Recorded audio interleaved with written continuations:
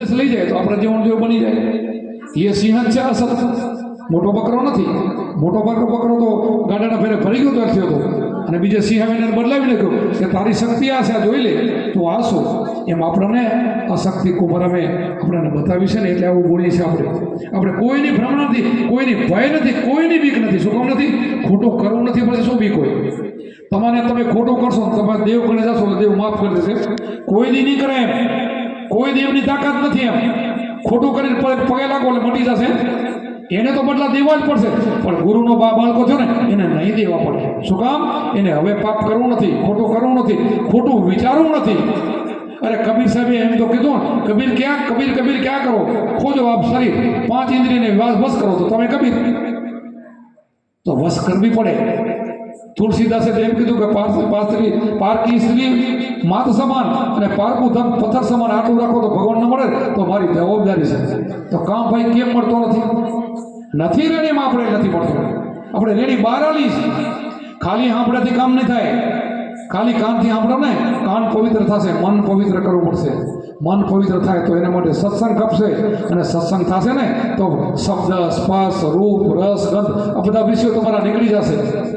સતગુરુ માર્યા શબ્દનો ઝટકા, કર્યા કામ ક્રોધના કટકા, ભાંગી દિલડાની ભરાતું અંધારા મટે અંતર ઘટકા. તો અંધારું મળશે તો અજ્ઞાન જશે, નકર તો અંધારું રહેશે. ભર્યું છે અંધારું, એમ નહીં જાય. એના માટે આ રસ્તો પકડવો પડશે. સમય હાલ્યો જાય છે પાણીના વાર. કળિયુગમાં તો આયુષ મોટું નથી, હમણાં જવું પડશે, તૈયારી છે. તે પહેલાં પાર બાંધી લ્યો. જન્મ મરણનો ચક્કર ચાલુ છે. રામ ગયા, કૃષ્ણ ગયા, આપણે જવાનું, પણ તે પહેલાં મુક્તિ કરી દેવાની છે. અહીંયા ભજન કરીને જવાનું છે. અત્યારે અમે કુંભારામ બે બેઠા હતા, ભગત બે. કુંભારામને કીધું આપણે બે થાકી રહ્યા, કીધું કુંભ ભગત બજારવાળા બેઠા. મેં કીધું તમે થાકી રહ્યા, હું થાકી રહ્યો, પણ તે પહેલાં આપણે કામ કરી લીધું છે એટલે વાંધો નથી. કામ નહીં કરી લો તો તકલીફ છે. કામ કરી લ્યો પહેલાં, પછી ગઢપણમાં ગમે તકલીફ આવશે ને વાંધો નથી. મુક્તિનો દ્વાર ખોલો છે. 10 દ્વાર ખોલી ગયો. જેને દર્શન કરી લીધા, પલે દર્શન થાય, ઘડી પલ કરેલા કર્મ મટી ગયા. પછી કોઈ વાત દુનિયા ભલે ને ગમે એ બોલે, આપણે દુનિયા શું લેવા જાય? દુનિયાથી આપણને શું ફરક પડે? એ ગમે બોલે. મારો રામને રાજી આપણે રીઝાવો છે, પણ જગતને રીઝાવવું નથી, પરમાત્માને રીઝાવવું છે. અંદર બેઠો ને એને બધી ખબર છે, એને રીઝાવવાનું છે. એને રીઝાવવા માટે ગુરુ છે, શબ્દ છે ને ભજન છે.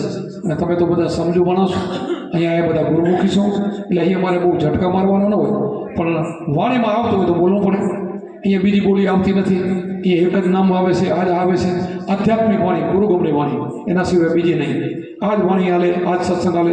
બીજું તો જગતમાં ઘણું છે, પણ ટાગરથી પણ આપણે એવું નથી. આપણે કુંભારામ આશ્રમમાં આજ દી સુધી આટલા બધા આવે તો આપણે પૈસાનો મોહ નથી. કોઈ ભાઈ માંગતા નથી તો કોઈ ઘોર કરવા દેતા. બીજે તો જ્યાં જાઓ ને ત્યાં ઘોરું હાલે. હવે ઘોર હાલેમાં સત્સંગ શું હોય? પૈસા ઉડાડે, ભેરા કરે, છૂટા લે, એમાં આકોટા થાય.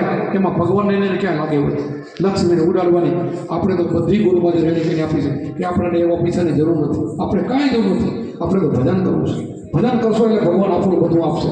આપણે વિચાર કરો કે ભજન કર્યું તો જ્ઞાન કરી હતી બાપુ થોડી સરમાં 400 એકર જમીન ભેરી કરી લીધી. જો કરી ના કરી, એનું ભજન હતું. હજારો માણસ જમતા હતા, ભેરું કરી લીધું. કાં ભાઈ અત્યારે ઉજળ થઈ ગયું, ભક્તિ જાતી નહીં. બસ ભક્તિ નિયોજી કાંઈ નથી. ભક્તિ હશે તો બધું છે. ભક્તિ બધું જ કરી શકે. ભક્તિ છે ને એ જંગલમાં મંગલ કરી શકે, ગમે એવું હોય ને ત્યાં કરી શકે. તમે વિચાર કરો કે લાલીઓ અને મોતીઓ રણમાં પાણી પાવા જતા, કોણ કરતું હતું? એ ભગત સંત કરતા હતા. મેકરણ દાદામાં તાકાત હતી ને કે લાલી અને મોતિયા કે પશુ કામ કરે. અરે એનામાં શક્તિ છે, કરી શકે.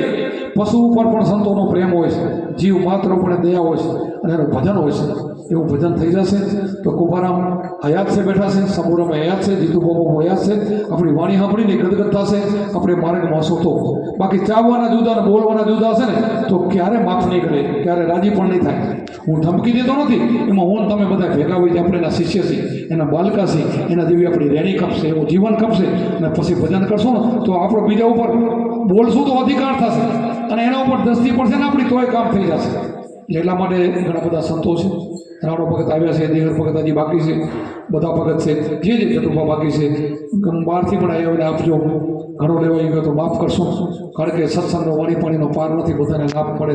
બોલો કુંભારામ મહારાજ કી, જીતુબા બાપુની જય, શંભુરામ મહારાજ કી.